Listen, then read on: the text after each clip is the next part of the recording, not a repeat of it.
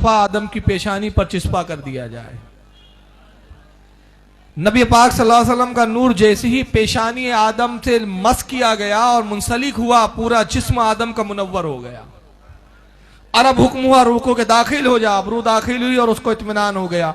यहां से एक बात पता चली कि जहां मुस्तफ़ा होते हैं वहां इत्मीनान और सुकून होता है। तो इसीलिए कहा गया है कि मुस्तफ़ा का जिक्र किया जाए। तो इसीलिए अहले सुन्नत के बुजुर्गों ने, अहले सुन्नत वल जमात के उलमा ने हमें तालीम दी कि हम या रसूलुल्लाह और या मुस्तफ़ा कहते रहे कि जहां जिस घर में, जिस बस्ती में या रसूलुल्लाह के नारे बुलंद होते हैं वो बस्ती में अमन सुकून हो जाता है, वो बस्ती मुनव्वर हो जाती है। यही वजह है कि एक प्रैक्टिकल बात है, मैं किसी को तंज नहीं कर रहा हूं। आप एक सुन्नी के घर में जाएं और एक किसी खबीस के घर चले जाएं तो फर्क महसूस हो जाएगा। हर दाखिल होने वाला कहता है कि देखो यार, गरीब के घर जाओ, हालांकि गरीब है बेचारा लेकिन सुन्नी है, तो उसके घर में एक रौनक महसूस होती है। और इनके बड़े बड़े घर, बड़े बड़े महलात होते हैं लेकिन एक बेरौनक मालूम होती है। वजह क्या है? यहाँ जिक्र मुस्तफ़ा नहीं होता, यहाँ जिक्र रसूल और जिक्र मुस्तफ़ा होता है। तो जहां मुस्तफ़ा होते हैं वहां इत्मीनान और सुकून, वहां नूरानियत होती है। तो हज़रत आदम की पेशानी से जैसे ही नूर मुस्तफ़ा मुंसलिक हुआ, पुतले आदम रोशन हो गया और रूह को करार आ गया। और उसके बाद हज़रत आदम ने छींक ली। जब हज़रत आदम ने छींका तो फरिश्तों ने कहा, हज़रत आदम ने कहा अल्हम्दुलिल्लाह। तो फरिश्तों ने कहा या रहमकल्लाह। यह हज़रत आदम का पहला कलमा था कि रूह डालने के बाद जो सबसे पहली बात आपकी ज़बान से निकली वो अल्लाह की तारीफ और तौसीफ थी कि तमाम तारीफें अल्लाह के लिए। तो ये सुन्नत बना दी आदम की और हुक्म हुआ कि रसूलुल्लाह फरमाते कि जब भी तुम्हें छींक आए तो तुम्हारे बाप आदम की सुन्नत ये है कि छींक पर अलहम कहा, तुम भी अलहम कहो। और सुनने वाले को चाहिए कि वो या रहमकल्लाह कहे, यानी अल्लाह तुम पर भी रहम करे। तो बहरहाल हज़रत आदम अलैहिस्सलाम के जिस्म में जब रूह डाली गई तो अल्लाह ने फरमाया कि आदम फरिश्तों को सलाम करो। और वो क्या जवाब देते हैं, उनके जवाब को भी गौर से सुनो। तो आदम अलैहिस्सलाम ने सलाम किया, अस्सलाम वालेकुम। फरिश्तों ने जवाब दिया, वालेकुम अस्सलाम व रहमतुल्लाहि व बरकातहू। फरिश्तों ने एक लफ्ज़ का इजाफा किया और ये सलाम और उसका जवाब ये उस वक्त से जो है राइज हुआ। और ये पहला सलाम था हज़रत आदम का और ये पहली बार हज़रत आदम को जवाब फरिश्तों की तरफ से मिला। लिहाजा इस उम्मत पर भी यही सलाम जो है, सलाम करना सुन्नत करार दिया गया और जवाब देना वाजिब करार दे दिया। हज़रत आदम अलैहिस्सलाम को हुक्म हुआ कि जन्नत में जाओ। वाक़यात की तफसीलात में मैं जाना नहीं चाहता क्योंकि आज का मौजू तख्लीक आदम और ये नहीं है, मिलादुन नबी है। बहुत शॉर्टकट में मैं अर्ज़ कर दूं कि हज़रत आदम की ख्वाहिश हुई कि मालिक कायनात मेरे जिन से भी कोई पैदा फरमा। मैं इंसान हूँ, यहाँ फरिश्ते हुरे, लेकिन अगर कोई मेरे जिन से हो तो मेरे लिए इत्मीनान हो। आदम अलैहिस्सलाम की बाईं पसली से हज़रत हव्वा की तख्लीक हुई और अल्लाह ने इरशाद फरमाया तुम दोनों जन्नत में रहो, जन्नत की सारी नेमतें खाओ पियो, मगर दरख्त के करीब मत जाना। बहरहाल हज़रत आदम अलैहिस्सलाम से एक लर्दिश वाक़ हुई, आपसे खिलाफ औला एक फेल सरदर्द हुआ और मशीयत इलाही ने चाहा कि हज़रत आदम ज़मीन पर भेज दिए जाए।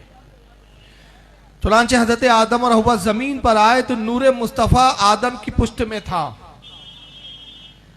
और अल्लाह के नबी फरमाते हैं कि आदम की तौबा कबूल ना होती अगर मेरा नूर उनका मददगार ना होता। फिर ये नूर हज़रत शीश में मुंतकिल हुआ, आपके साहबजादे हज़रत शीश से फिर हज़रत इलियास, हज़रत इदरीस, उसके बाद हज़रत नूह अलैहिस्सलाम, फिर इब्राहीम अलैहिस्सलाम, इस्माइल अलैहिस्सलाम, नूर मुंतकिल होता रहा। और अल्लाह के नबी की एक सरी हदीस मिलती है कि फरमाया कि मैं नस्ल दर नस्ल पाक बतनों में, पाक सलोबों में मुंतकिल होता रहा। मेरा नूर पाक बतनों में मुंतकिल होता रहा, पाक सलोबों में, पाक पुश्तों में मुंतकिल होता रहा। और कसम वहदहू ला शरीक की, जिसके कब्जे कुदरत में मेरी जान है, अगर मेरा नूर मेरे नूर की जलवागरी नूह की पुष्ट में ना होती, कसम खुदा की जूदी पहाड़ पर उनकी कश्ती कभी ना लगती। फरमाया अगर मेरा नूर ना होता तो इब्राहिम जलकर राख हो चुके होते। ये मेरा नूर था जो इब्राहिम की हिफाजत कर रहा था। अगर मेरा नूर पुष्ट इस्माइल में ना होता तो इस्माइल अलैहिस्सलाम ज़बा हो जाते। अगर मेरा नूर मेरे वालिद अब्दुल्ला में ना होता तो उनकी कुर्बानी पेश की जा चुकी होती। एक मकाम पे फरमाया मैं 2 ज़बियों का बेटा हूँ। एक तफसीलात है इसकी, लेकिन अभी उस वक्त मौका नहीं है। कि एक मौका ये भी आया था कि हज़रत अब्दुल्ला को भी ज़बा करना की नौबत आ गई थी। उनके वालिद अब्दुल मुत्तलिब ने मन्नत मांगी थी कि अल्लाह मुझे बहुत ज़्यादा बेटे थे तो एक बेटे को मैं कुर्बान करूँगा। तो बहरहाल वो एक बड़ी तफसीलात है, आप किताबों का मुताला करें तो आपको पता चलेगा कि हज़रत अब्दुल्ला की कुर्बानी फिर एक मसलहत और हिकमत के तहत रोक कर 100 ऊँटों में तब्दील कर दी गई थी। तो फरमाया कि अगर मेरा नूर पुश्ते अब्दुल्ला में ना होता तो अब्दुल्ला भी ज़बा हो चुके होते। यानी गर्ज के नबी फरमा रहे कि ये मेरा नूर था जो नबियों का भी मददगार था। तो जब नूर मुस्तफ़ा अंबिया का मददगार है तो उम्मतियों का कितना मददगार होगा। जब अंबिया को नूर मुस्तफ़ा की मदद की ज़रूरत है तो हम खताकारों को मुस्तफ़ा की कितनी ज़रूरत है। तो बहरहाल ये नूर मुंतकिल हुआ यहाँ तक कि हज़रत अब्दुल्ला से मुंतकिल होकर हज़रत आमना के बतन में करार पकड़ता। और जब रसूलुल्लाह की फिर जलवागरी हुई 12 रबीउल अव्वल, तो किस शान से नबी पाक लिबास बशरी में आए। तो ये बशरियत भी बड़ी आला थी। लोग बड़े शॉर्टकट जुमले में बोल देते इंसान थे और हमारी तरह थे। मैं कहता हूं अपनी औकात देखो और नबी की बात करो। अगर तुम बशरियत की भी बात कर रहे हो तो तुम नबी से बशर होने में भी मिसाल नहीं हो सकते, कोई तालमेल ही नहीं है। आइए मैं हदीस की रोशनी में बताऊं कि आपको जो लिबास बशरी में भी अल्लाह ताला ने खल्क फरमाया और जो तख्लीक की मुस्तफ़ा सल्लल्लाहु अलैहि वसल्लम की वो कितने आला दर्जे की थी। चुनांचे इस हदीस को नुज़तुल मजालिस में हज़रत इमाम अब्दुर रहमान अस्सफूरी शाफ़ई रहमतुल्लाह अलैह ने नकल किया और इसको तफसीर रूहुल बयान में हज़रत अल्लामा इस्माइल हक्की रहमतुल्लाह अलैह ने बयान किया। और वो नकल करते हैं हज़रत इमाम नसफ़ी रज़ियल्लाहु ताला अन्हु से, जो फ़िक़ह हनफ़ी के बहुत बड़े इमाम है। तफसीर मदारिक जिनकी बड़ी मशहूर मारूफ कुरान अज़ीम की तफसीर है। चुनांचे कहते हैं क़ाला नसफ़ी रज़ियल्लाहु ताला अन्हु, हज़रत इमाम नसफ़ी कहते हैं खलक़ल्लाहु रास मुहम्मदिन सल्लल्लाहु अलैहि वसल्लम मिनल बरकत।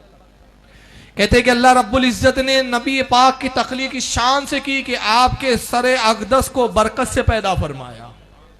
आपके सरे अक़दस की तख्लीक बरकत से हुई। व आइन ही मिनल हयाई, और आपके आँख चश्माए